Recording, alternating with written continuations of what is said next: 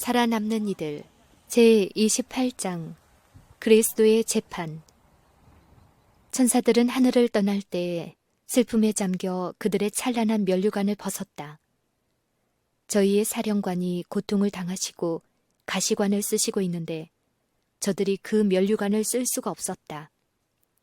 사단과 그의 천사들은 재판정에서 사람들의 인정과 동정을 말살하기 위하여 분주하였다. 그 분위기는 저들의 영향으로 침울하고 거룩하지 못하였다.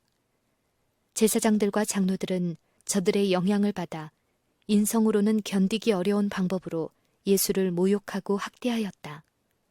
사단은 이러한 조롱과 폭행이 하나님의 아들로 하여금 불평과 원망을 가지게 하거나 그분의 신성한 능력을 나타내사 무리들의 소나기에서 벗어나심으로써 그 구원의 계획이 실패하기를 바랬다.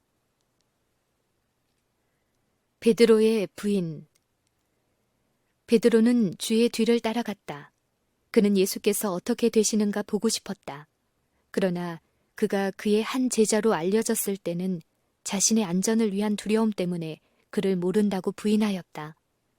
제자들은 깨끗한 말을 쓰는 사람들로 알려져 있어서 그리스도의 제자임이 드러났기 때문에 베드로는 자기가 그리스도의 제자가 아니라는 것을 증거하기 위하여 세 번째에는 저주하고 맹세까지 하면서 그들의 말을 부인하였다. 베드로에게서 좀 떨어진 곳에 계셨던 예수께서는 슬픈 얼굴로 책망의 눈길을 그에게 돌리셨다.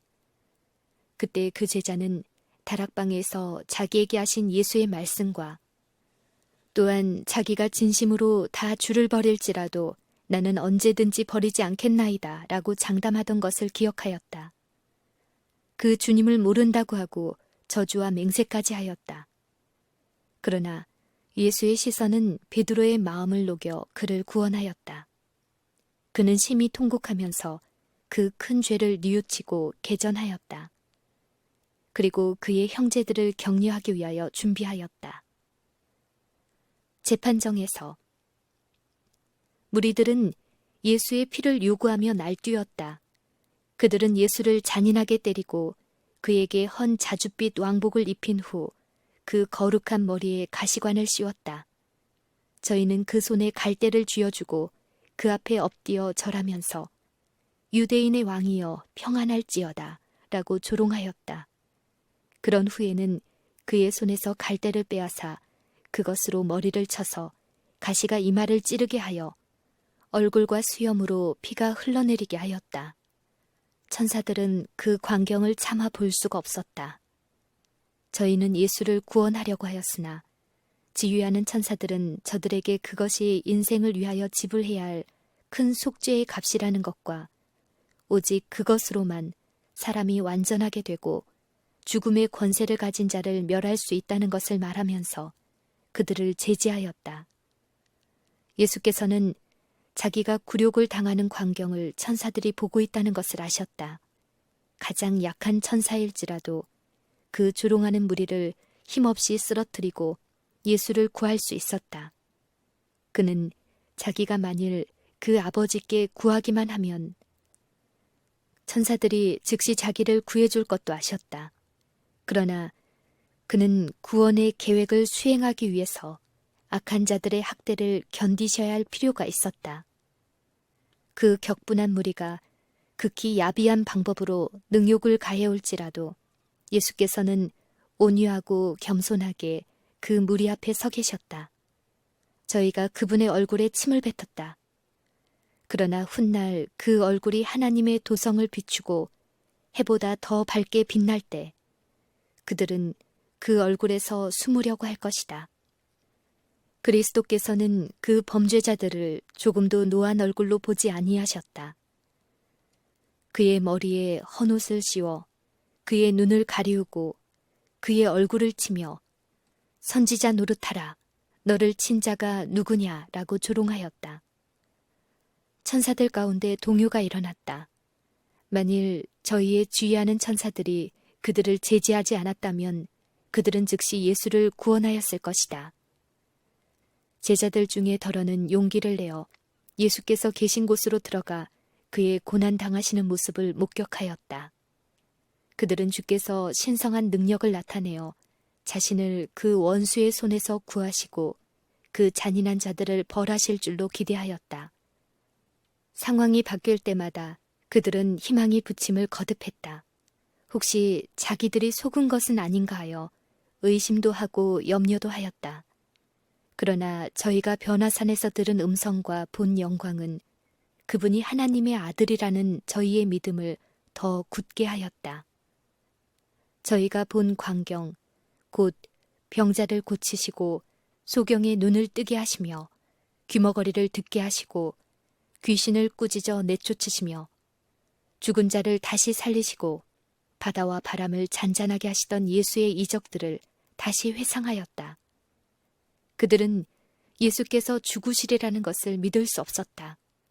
그들은 지금이라도 주께서 성전에 들어가셔서 하나님의 집으로 장사하는 곳을 삼는 자들을 쫓아내셨을 때 그 무리들이 그의 앞에서 마치 큰 군대에게 쫓기듯 도망한 것처럼 이 피해 줄인 악한 무리들을 권세 있게 꾸짖어 쫓아버리시기를 바랬다.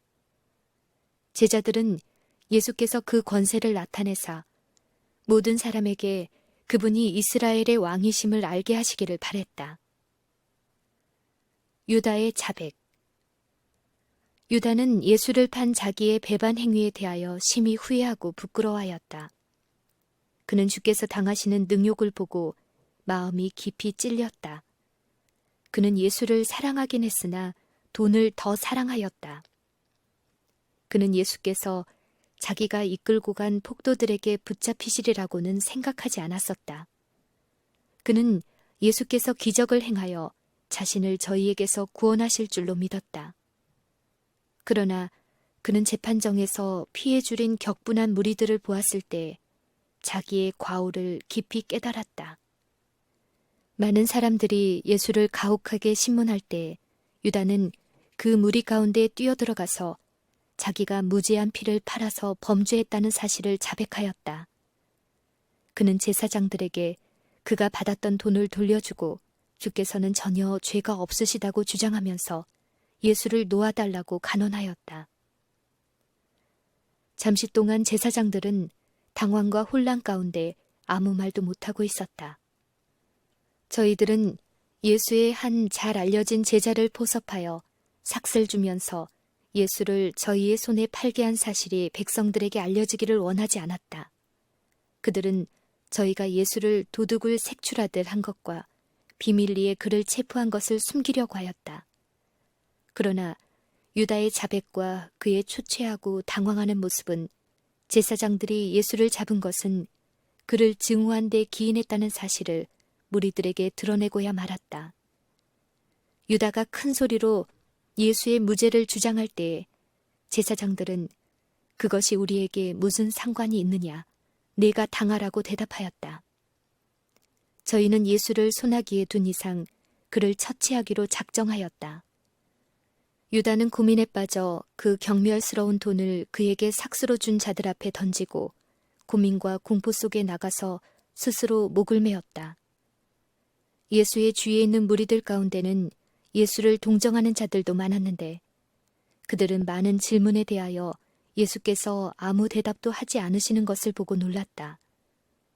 그의 얼굴은 폭도들의 모든 조롱과 폭행 아래서도 녹이나 괴로운 표정을 조금도 띠지 않으셨다. 그는 엄숙하고 태연하였다. 구경하는 자들은 기이하게 여기며 그를 주목하였다. 그들은 그의 흠없는 모습 그리고 엄숙하신 태도를 그를 재판하기 위하여 앉아있는 자들의 모습과 비교하여 보면서 예수는 그 법관들 쪽보다 더 왕과 같다고 서로 말하였다. 그에게는 범죄자로서의 아무런 흔적도 없었다. 그의 눈은 온화하고 맑아 무서워하는 빛이 없었으며 그 이마는 넓고 높았다. 그의 모습은 어디에서나 자비와 고상한 정신을 강하게 드러내고 있었다. 그의 참을성과 침착성은 공포에 떠는 많은 사람들과 크게 대조되었다. 헤롯과 빌라도까지도 그의 고상하고 하나님과 같은 태도에 크게 당황하고 있었다. 빌라도 앞에 예수. 빌라도는 처음부터 예수가 보통 사람이 아니라는 것을 깨닫고 있었다.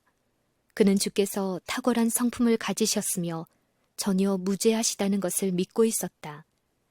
그 광경을 보고 있던 천사들은 이 로마의 총독이 확신하고 있는 것을 보면서 그리스도를 십자가에 내어주는 그 무서운 행위에 가담하는 일에서 빌라도를 구원하려고 한 천사를 그의 아내에게 보내 그의 남편이 신문하려는 분이 하나님의 아들이신 것과 그가 무죄하게 고통을 당하신다는 것을 꿈으로 가르쳐 주었다.